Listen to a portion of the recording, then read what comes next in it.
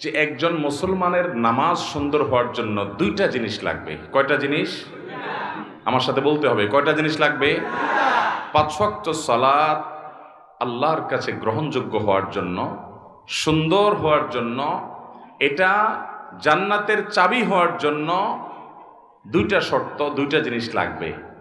একটাকে বলা হয় খুশু, আর একটাকে বলা হয় খুদু।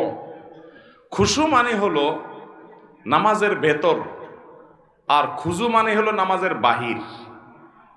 বাহির এবং ভেতর এই দুইটা যদি আপনি সুন্দর করতে পারেন ভাইরা আমার, আপনি সেই নামাজি হতে পারবেন যে নামাজের নামাজ তাকে দুনিয়ার সকল মোহ ভুলিয়ে আল্লাহমুখী করে দেয়, যে নামাজির নামাজ তাকে জান্নাত পর্যন্ত নিয়ে ছেড়ে দেয়, যে নামাজির নামাজ তার জান্নাতের চাবির ভূমিকা অবতীর্ণ হয়, যে নামাজির নামাজ আল্লাহর সঙ্গে তার মেহরাজের